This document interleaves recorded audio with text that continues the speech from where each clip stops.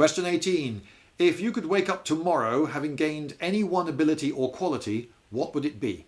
Well, a common geek conversation that does the rounds is, what superpower would you have? And I think a lot of people would interpret this question that way. They look at this and go, oh wow, I've got any ability or quality. And oh, I'd like to be supremely intelligent, or I'd like to be able to fly like Superman, or be invulnerable, or whatever. Actually, I don't think that's the most interesting way to answer this question, or the most useful. I would say that it's better if I think of abilities and qualities that are actually possible to acquire.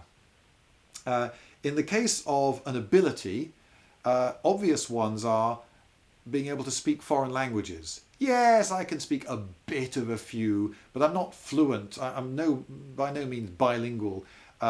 So the ability to be really fluent in foreign languages, to learn, pick up languages extremely quickly and speak them as a native without accent, that would be pretty wonderful. And that is within the bounds of possibility.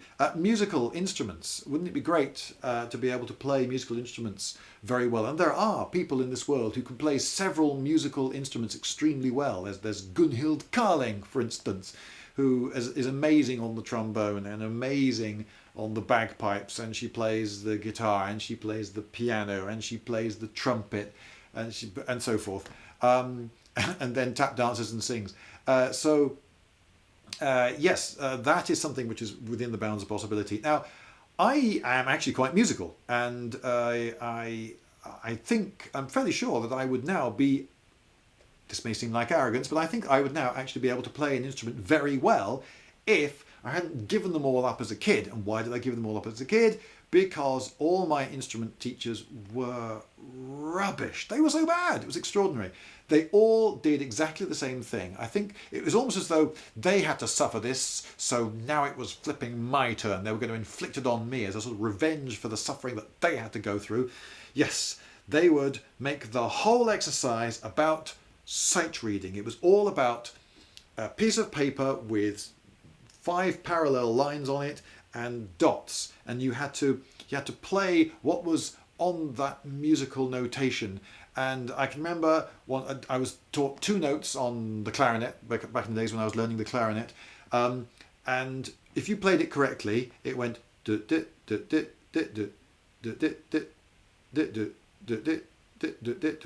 just random up and down these 2 notes, but there were loads of rests, and the notes were of different lengths. So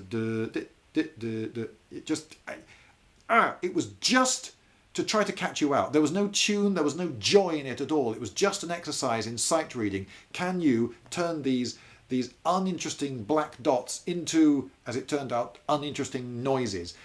There was no fun in it at all. Now, if I had been taught by jazz musicians who had a completely different way of going, and if we didn't bother with the charts, didn't bother with the scores, the staves and so forth, and it was just find your way around this instrument. Okay, I can remember, for instance, my father saying once on the piano, right, I'll just play the left hand, and he said to me, right, just play anything you like up here, but don't touch that note or that note. And so he would be going, and I'd be going,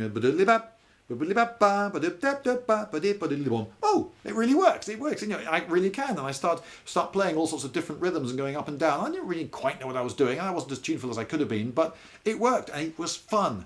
And I wish I'd been taught by my proper, paid instrument teachers in more that sort of way, because I think I would now be a reasonably competent musician, and wouldn't it be great to be able to play a solo on the clarinet?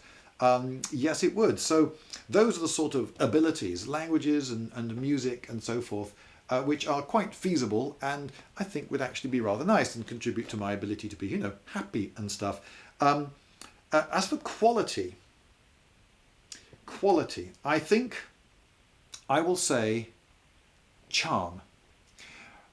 You see, if you are charming, it doesn't matter what you do in this life. Being charming will help you. It doesn't matter what career you have, what job you have. You could be a bus driver, you could be a research scientist, you could be it doesn't matter. Whatever career you have, if you are charming, people will like you more, and you will go further, and you will end up meeting more people and being invited to more stuff.